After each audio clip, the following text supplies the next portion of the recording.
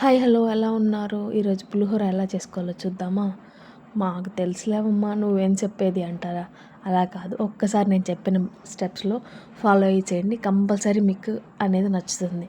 ఫస్ట్గా మనం ప్యాన్ పెట్టుకొని ఆయిల్ వేసుకొని పోపు అంతా వేసుకొని దాంట్లో కొంచెం పప్పులు, పచ్చెనపప్పు, మినప్పప్పు, శనగలు వేసుకొని లైట్గా ఫ్రై చేసుకోవాలి. దాంట్లోకి 2 ఎండుమిర్చి, కొంచెం పచ్చిమిర్చి, కొంచెం ఉప్పు మిరపకాయలు వేసుకుంటున్నాను. ఉప్పు మిరపకాయలు అనేది మ్యాండేటరీ అండి, కంపల్సరీ వేసుకోండి. దాన్ని పక్కన పెట్టుకొని అదే ప్యాన్ మళ్ళీ పెట్టుకొని దాంట్లో అసలు ఆయిల్ వేసుకోకుండా చింతపండు గుజ్జు అంతా పిండుకొని చింతపండు గుజ్జుని బాగా ఫ్రై చేసుకోండి.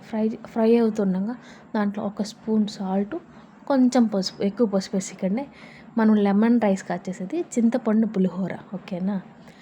కొంచెమే పసుపు వేసుకోవాలి. దాన్ని బాగా థిక్ కన్సిస్టెన్సీ వచ్చేది. మెయిన్ ఇంగ్రీడియంట్స్ చెప్తున్నాను, ఇప్పుడు వేసాను కదా అదే మెంతుల పొడి.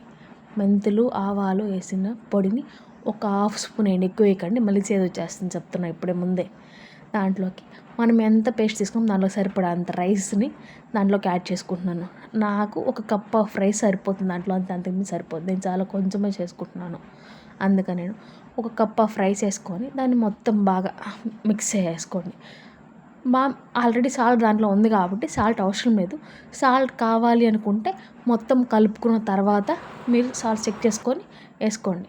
చేత్తో కలుపుతున్నాను ఏమనుకోకండి, పులిహోర అంటే చేత్తోనే కలపాలి, అలా కలిపితేనే దాని టేస్ట్ ఉంటుంది. కొంచెం పోపు వేసాను, ఆ పోపుని అలా కలుపుతున్నాను.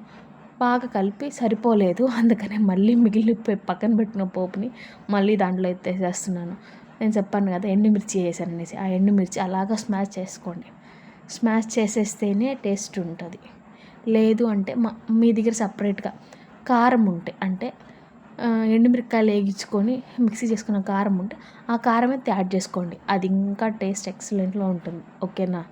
అర్థమవుతుందా?